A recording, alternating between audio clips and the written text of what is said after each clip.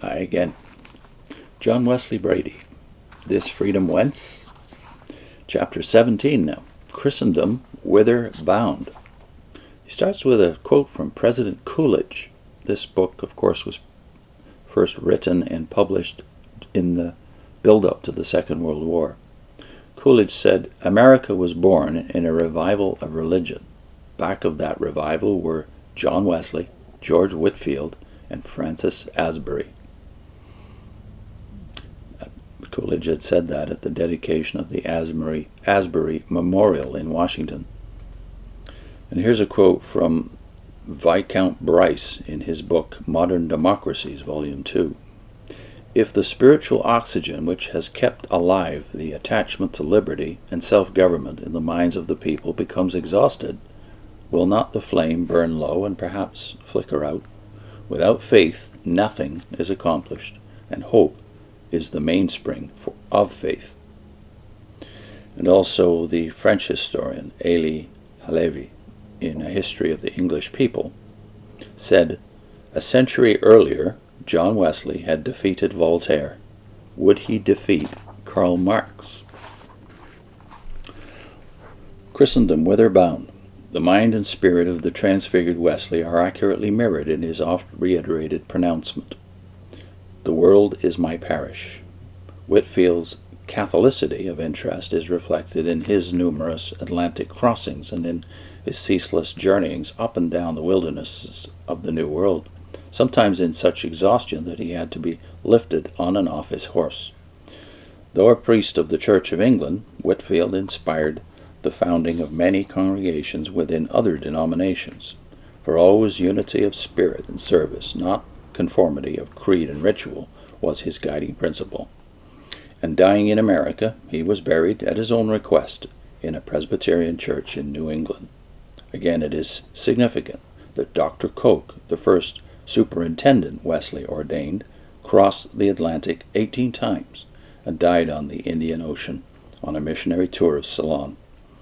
But the evangelical revival not only overflowed denominational and national barriers, it mediated a holy urge to sow the seeds of the kingdom of God over all the earth, and those seeds, its followers believed, could be sown by all groups of faithful souls who strove diligently to fulfill the will of Christ.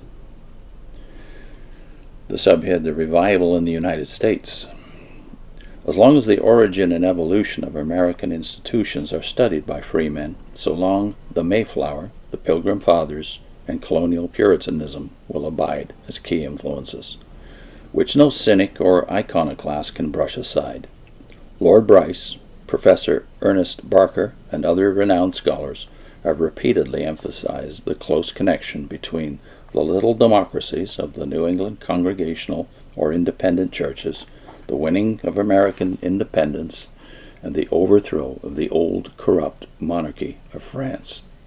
Religious self-government among these colonists prepared the way for political self-government, and the success of the American War of Independence probably achieved more than all the writings of Rousseau, Voltaire, and the encyclopedists in nerving the French people to break the yoke of their Bourbon oppressors. The contribution of the Pilgrim Fathers, moreover, to popular education was far-reaching. Puritanism was a book religion, demanding a first-hand knowledge of the Bible, while autonomous government in church and community demanded a trained intelligence, hence the necessity for schools.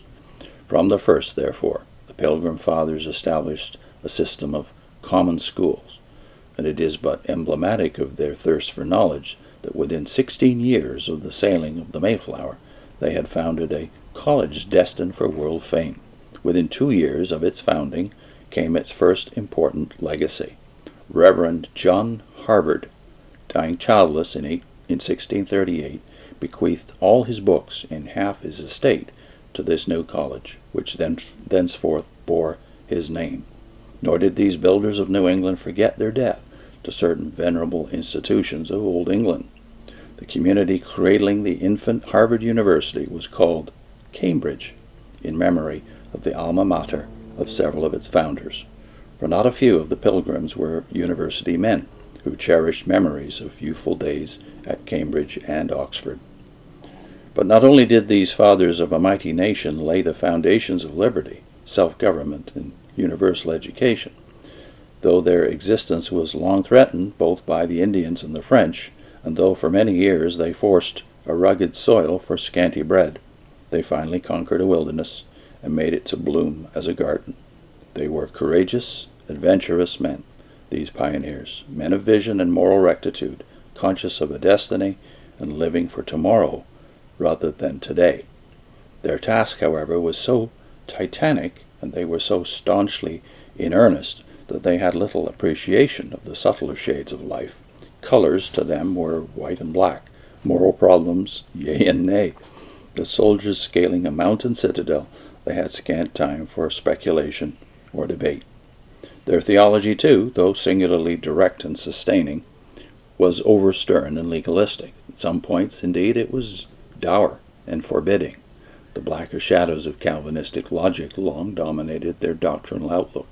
Their conception of the sovereignty of God tended to be rigid, predestinarian, overpowering, almost merciless. For too often it was little influenced by the compassion and love of Christ. Hence the witchcraft obsession inflamed by Cotton Mather and the persecution of Quakers. These New World Puritans had the faults of their qualities. Occasionally they were as obdurate and Old Testament-minded as the later South African Boers. But this, despite the modern avalanche of cynicism, must in fairness be added. For all the iron in their blood, never would their collective conscience permit them to countenance slavery, and sufficient gospel grace underlay their legalism to cause them, when once they perceive the horrors of persecution, to recant their cruel, mistaken attitude toward both witches and Quakers.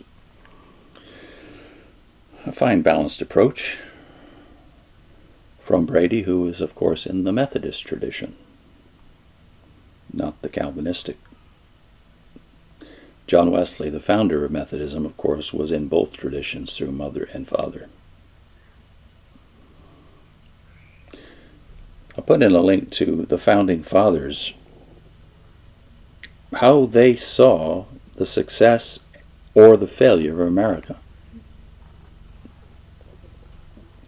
See you soon.